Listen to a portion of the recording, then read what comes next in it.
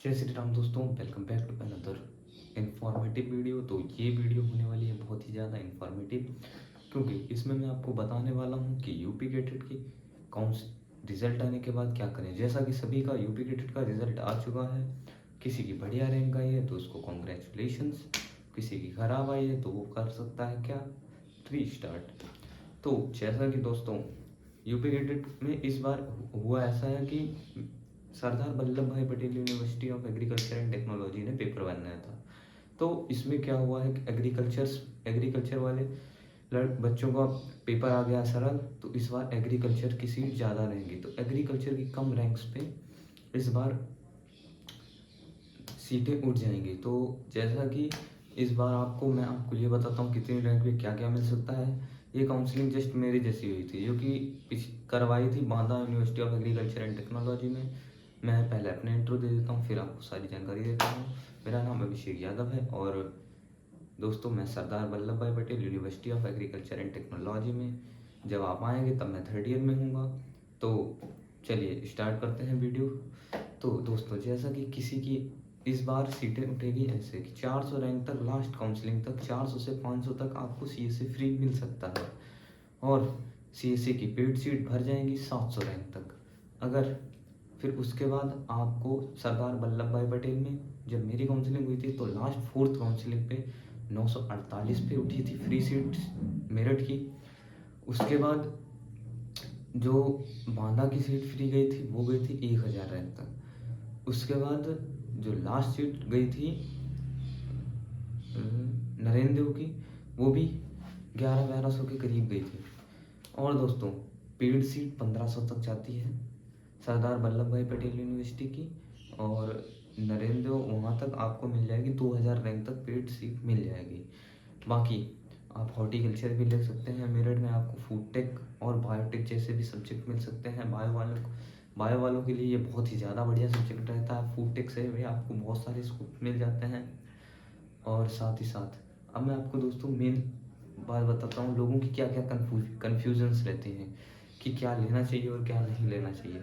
तो एग्रीकल्चर से आप हर जगह जा सकते हैं, हॉर्टिकल्चर से आप एमएससी हॉर्टिकल्चर कर सकते हैं। हॉर्टिकल्चर भी एक बढ़िया सब्जेक्ट है, आप उसको चूज़ कर सकते हैं। लोग क्या सोचते हैं कि हॉर्टिकल्चर बेकार है, बट बहुत सारे लोग कर रहे हैं, आप भी कर लीजिए दोस्तों। फिर उसके बाद लोग ये सोचते हैं कि पेड सीट लें या ना लें। तो दोस्तों जैसा कि मैं बता दूं, मेरी भी यहाँ पर पेड सीट है।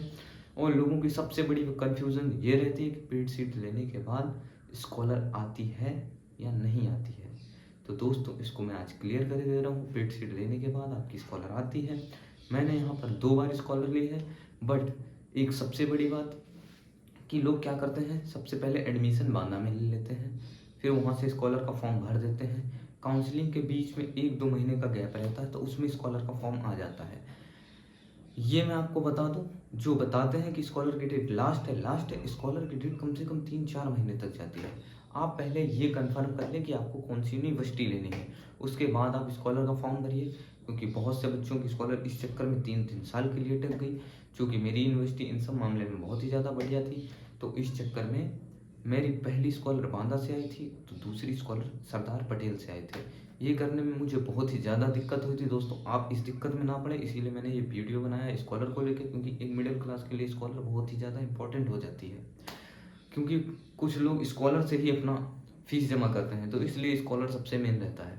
उसके बाद आपका क्या क्या कागज़ लगेंगे, तो आपका लगेगा जो एडमिट कार्ड था, जो एक रजिस्ट्रेशन फॉर्म था, उसके बाद हाई स्कूल इंटर की मार्कशीट, आय जाति निवास भी कभी कभी लग जाता है, आधार कार्ड, आपकी फ़ोटो। और मुझे भी कुछ पता नहीं है, पर फिर मैं आपको कमेंट बॉक्स में बता दूंगा कि क्या क्या लग सकते हैं।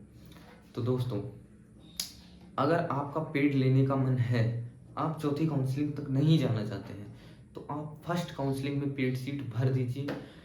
फर्स्ट काउंसलिंग में सबसे ज़्यादा सीट मिलने के चांस रहते हैं, और दूसरी तीसरी काउंसलिंग में पैसा बर्बाद करना बहुत ही ज़्यादा बेकार है, क्योंकि दूसरी तीसरी काउंसलिंग में सीट बहुत ही ज़्यादा कम मिलती हैं। मैं अपनी रैंक बताता हूँ, मेरी 1301 रैंक थी। मुझे पहली काउंसलिंग में मैंने सब फ्री भरा था, मुझे कुछ नहीं मिला था। दूसरी काउंसलिंग में फ्री भरा था, दूसरी काउंसलिंग में मैंने पेड भरा था, मुझे बांदा तक पेड नहीं मिली थी। फिर तीसरी काउंसलिंग में मुझे बांदा पेड मिल चुकी थी। उसके बाद जो लास्ट काउंसलिंग थी मैंने वो भी कराई थी, उसमें मुझे मिली थी सरदार वल्लभ भाई पटेल यूनिवर्सिटी। और जैसा कि मैं यहीं पे हूँ, ये मेरी एनएसएस की ड्रेस है, तो आप भी यहाँ आइए। लोग क्या करते हैं, लोग सोचते हैं कि फ्री मिल जाए, पहली में फ्री, दूसरी में फ्री, तीसरी में फ्री। उनको ऐसे नहीं मिलती है। कुछ लोग क्या करते हैं, पहली दूसरी काउंसलिंग में कोई भी सब्जेक्ट ना मिलने पे वो उदास हो जाते हैं। तो दोस्तों, उदास नहीं होना है प्लीज़। ये मेरी आपसे रिक्वेस्ट है कि लास्ट काउंसलिंग तक कोशिश करें, आपको कुछ ना कुछ मिल जाएगा, क्योंकि बहुत लोगों के साथ ऐसा हुआ है। मुझे आजमगढ़ कैंपस और लखीमपुर खीरी कैंपस में 1301 रैंक पे फ्री सीट मिल रही थी एग्रीकल्चर की, बट मुझे मेन कैंपस से पढ़ना था, इसलिए मैंने पेड सीट को अफोर्ड किया और मैंने पेड सीट ही ली। यहाँ पर मेरा स्कॉलर भी आ गया है दोस्तों। तो यही सब कन्फ्यूजन्स रहती हैं दोनों लोगों के। मैंने स्कॉलर वाली कन्फ्यूजन क्लियर कर दी है। अब मुझे नहीं पता कि मैं आपको क्या क्या बता सकता हूँ। अब दोस्तों आते हैं दूसरे टॉपिक पे कि फ़ीस कितनी और क्या पड़ती है। तो जैसा कि दोस्तों आपकी फ्री सीट का मैं बताता हूँ, agriculture, horticulture, food tech, biotech mainly सब सेम रहती है। बस फूड टेक की थोड़ी ज़्यादा फीस होती है, उनकी फूड टेक की फ़ीस ज़्यादा होती है, उनकी स्कॉलर भी ज़्यादा आती है। तो सबसे पहले हम लेके चलते हैं main subject BSc honours agriculture में। तो बीएससी ऑनर्स एग्रीकल्चर की फ़ीस पड़ती है पूरी 20,500 रुपये। पहली बार जब आप एडमिशन लेंगे तो 1,000 रुपये रजिस्ट्रेशन फ़ीस पड़ती है। उसके बाद पर सेमेस्टर 20,500 रुपये आपकी फ़ीस पड़ेगी। तो ये 20,500 रुपये आपकी 8 सेमेस्टर 8 बार आपको जमा करनी होगी 4 साल में। यदि आप पेड सीट लेते हैं तो आपको फर्स्ट सेमेस्टर में 15,000 ऐड करने होंगे उसमें, तो आपकी फ़ीस पड़ेगी 70,500 रुपये। इसके बाद दोस्तों आपको सेकंड ईयर में फर्स्ट सेमेस्टर, थर्ड ईयर में फर्स्ट सेमेस्टर और फोर्थ ईयर में फर्स्ट सेमेस्टर 50,000 हज़ार रुपये ज़्यादा देने होंगे। उसके बाद आती है एक एनआरआई सीट, जिसमें आपको फॉरेन कंट्री का वीज़ा लगता है। तो दोस्तों उसमें 1 लाख रुपये एक्स्ट्रा पड़ते हैं।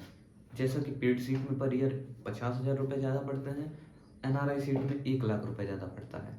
उसके बाद आते हैं हॉस्टल की फ़ीस पे। हॉस्टल की फ़ीस भी पर सेमेस्टर पड़ती है। कुछ लोग ये सोचते हैं कि साल में 5,000 पड़ती है, ऐसा नहीं है दोस्तों। हॉस्टल की भी फीस पर सेमेस्टर 5,000 रुपये पड़ती है, कुछ जगह पे 4,000 पड़ती है। और दोस्तों जब आप पहली बार एडमिशन लेंगे तो रजिस्ट्रेशन फ़ीस हॉस्टल की 1,000 एक्स्ट्रा लगेगी। उसके बाद से 4,000 से 5,000 रुपये पड़ने लगती है।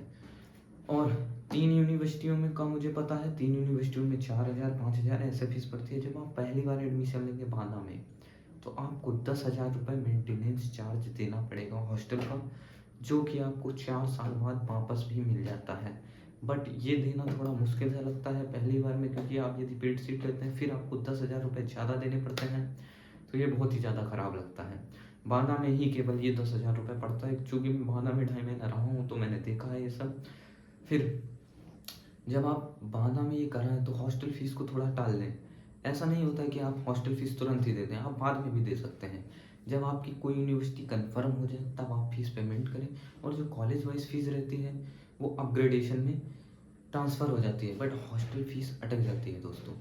तो ये प्रॉब्लम भी बहुत ही ज़्यादा लोगों के साथ आती है। फिर वो मेरठ से बांदा जाएंगे, जो कि ये दूरी पड़ जाती है 700-800 किलोमीटर, तो बहुत ही जाना बहुत ही बेकार, वो सफ़र बहुत ही ज़्यादा बेकार हो जाता है। तो ये रहा फ़ीस का ब्यौरा। यदि आपकी और भी कोई क्यूरी हो तो वो आप मुझसे पूछ सकते हैं कमेंट में, उसके ऊपर भी वीडियो बना। हाँ, और लोगों का ये कन्फ्यूज़न रहता है कि कौन सी यूनिवर्सिटी बेस्ट रहेगी। बांदा में पानी नहीं आता, बांदा में ये नहीं होता, बांदा में वो नहीं है। तो मैं बता दूं कि मैं जहाँ बांदा में पढ़ा था ना दोस्तों, सबसे बढ़िया फैकल्टी बांदा की है, क्योंकि वहाँ पे सारे यंग टीचर्स हैं। वहाँ पे थोड़ा डर टाइप का बना रहता है, वहाँ पे रैगिंग नहीं होगी आपकी, क्योंकि इस बार की DSW जैसा कि मेरे दोस्तों से पता चला है, जो कच्चे दिल के बच्चे हैं जिनको डर लगता है वो बांदा जा सकते हैं। बट बांदा में सरवाइव करना थोड़ा मुश्किल है, बट अब बांदा धीरे धीरे डेवलप हो रहा है तो आप वहाँ पे रह सकते हैं दोस्तों। उसके बाद ND यूनिवर्सिटी, ये आती है नंबर 1 खतरनाक यूनिवर्सिटी। सबसे ज़्यादा अगर रैगिंग कहीं होती है तो ND यूनिवर्सिटी अयोध्या में होती है। फिर आती है सरदार वल्लभ भाई पटेल यूनिवर्सिटी। यहाँ पर आप एकदम फ्री हैं। यहाँ पे आपको इतने से भी मैनर्स नहीं रहेंगे, कुछ भी नहीं रहेगा। क्या सीनियर क्या जूनियर, सब भाईचारे में चलता है। जूनियर आपको सर उठा के देखेगा, आप जूनियर को सर झुका के देख रहे हैं, अलग ही मजे हैं। यहाँ का लेवल अलग ही डाउन है, क्योंकि यहाँ पे रैगिंग नहीं होती। इस चक्कर में जूनियर सीनियर्स वाला कोई सीन ही नहीं है। तो आप यहाँ पे एकदम फ्री रह सकते हैं, ना आपको जूनियर से कोई मतलब, ना आपको सीनियर से कोई मतलब, ना आपको टीचर्स की कोई रिस्पेक्ट करनी है। जो लोग करते हैं वो अपनी करते हैं बात, बाकी मैंने किसी को कुछ नहीं देखा। बांदा बांदा में आपको मैनर सिखाया जाता है, क्योंकि जहाँ पे रैगिंग होती है, ragging is a basic part. तो दोस्तों मैं तो यही कहूँगा कि आप तीसरी काउंसलिंग में कोई ऐसे कॉलेज में जाएं जहाँ पे आप रैगिंग के मज़े ले सकें। मैंने बांदा में बहुत ही ज़्यादा मज़े लिए थे। रैगिंग एक बेसिक पार्ट है यार अपनी लाइफ का। कुछ लोग डरते हैं रैगिंग से, डरना वरना कुछ नहीं है, कोई तुम्हें मार के नहीं खा जाएगा, वो तुमको केवल सिखाते हैं दोस्तों।